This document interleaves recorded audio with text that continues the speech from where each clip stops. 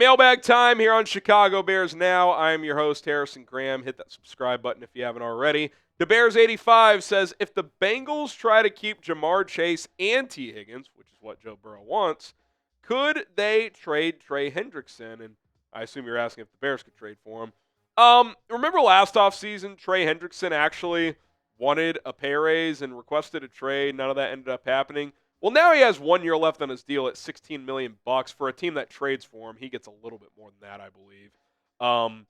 Which for what he produces, which is 2 straight 17.5 sack seasons, he's a DPOY finalist this year, is quite frankly a ripoff. I mean, he should be making at least $25 million. Now, the trouble for him is he's going to be 31 next season. So, like, is he getting like a 4 or 5 year $25, $30 million contract? I mean, he might. We saw Chris Jones get a deal like that at 30, but interior defensive tackle, pass rusher, unique at his position. I don't know if that's the same. I do think you would at least have to give him a 2 to 3 year extension, which I would be open to doing, even if it is like 25 a year, because you could morph the 16 you would owe him next year into like a new, say, 4-year deal. Maybe he gets, let's say you add $75 million to the deal, right? He gets 16 this year. So you owe him 4 for 91. So for the Bears, it's like 22.5 a year. That's actually not that bad. It's kind of what they did with the DJ Moore contract because he had 2 years left on his deal. So I could see something like that. What would it cost in a trade? I don't think I'm trading the number 10 pick for a 31-year-old. Trade a day 2 pick, 39 or 41. I'd trade one of those. So, I'll ask you that. Would you trade a day 2 pick? Probably one of the second rounders. I don't think a third rounder would get it done. For Trey Hendrickson, especially if it's 39, I mean, it's close to a first-round pick. Type Y for yes, type in for no. If you told me 39 or 41 straight up for Hendrickson to pair with Montez Sweat, give him a 2 or 3 year extension, I'd probably be in because then the rest of your offseason could just be O-line heavy. Okay, Caden Goodvaldson, any centers from big-time schools in the draft? It's not a great center draft, but I will say this. Gray Zabel is on my radar, the North Dakota State offensive lineman. Played mostly tackle in college, but his arm length under 33 inches, probably kicking inside in the NFL. He's practiced at both guard and at center during the Senior Bowl week. I'm filming this before the game itself, so depending on when this goes out or when you watch this, we'll see if he plays center at all during the game. But if teams feel comfortable with him at center, like to me, 39-41 if you're the Bears, to get him to be your center, that could be interesting. Now, I would still probably lean in like the Drew Dalman direction in free agency, get a proven guy in here, but I'd be okay with Zabel on day 2, then maybe you re-sign Coleman Shelton for cheap as a bridge guy while Zabel develops. So keep an eye on that. I think he's an intriguing prospect in this draft. Jacob Clifton, appreciate the super chats, guys. Love the show, FGB. Question, would you tag Jenkins if you couldn't get a guard in free agency? No, I'm not tagging Teven Jenkins. I don't know what that number is, but I think it's too high of a number. I want to say it's like 13, 14 million. I can double check that, but I would not tag him. I don't think you need to tag him. Like, if you want to bring him back, you can engage in those negotiations. I think the tag number is too high for any team to even engage with you. So I'm not going that route. I don't really think he'll be back. I'll stick to what I've been saying. I'm letting him hit the market, and if he gets signed in that early waiver free agency, gets a good contract, hey, congrats to Teven. Best of luck to him. If the first wave comes and goes and he, the market dries up a bit and he and his reps revisit the Bears and that price maybe is under $10 million, okay, we could talk, but I'm not going to give him like PFF has him for 3 for 40 right now, so I don't think I'd go that route. Tag is 25.1 for a guard. Oh, wow. Colin's telling me $25 million for, so yeah, that's not even sort of a starter in my opinion. So yeah, it won't be a tag situation. Okay. We're almost there. 116,000 subscribers. You guys have been crushing it. Help us get there. We do these mailbags every live show, Monday and Thursday during the offseason. Breaking news situations as well, which we've had several of those recently. So subscribe today, turn on the noties, join us, and get all of our content for 100% free. Okay, we got Cornelius. Who you got in the Super Bowl? Appreciate the deuce. I'm going to go Chiefs 31-24. I could change that score, change that prediction. I don't think anything could happen unless there's a Mahomes injury before the Super Bowl that would have me not pick them to win the game. But maybe my score will change. But I like 31-24 right now. All right, Twinquist. Since the Bears now need a physical between the tackles, running back, please make cutting Herbert make sense. Has there been any explanation? Stumped. Look, fair. Now, here's what I'll say. I don't think they were going to re-sign him. So I think their thinking was, well, if we can get something for him, we're not bringing him back. Let's just do it. Now, could you argue that down the stretch he would have been valuable to have on this team? Yes, but was this team going anywhere even if they still had him? Clearly not. That ship had sailed. So it's kind of, it is what it is. I'm not going to harp too much on that because it's not just the physical between the tackles running. It's where are you in your contract? What other things can you do? Herbert's a nice rotation back, but he doesn't pass protect.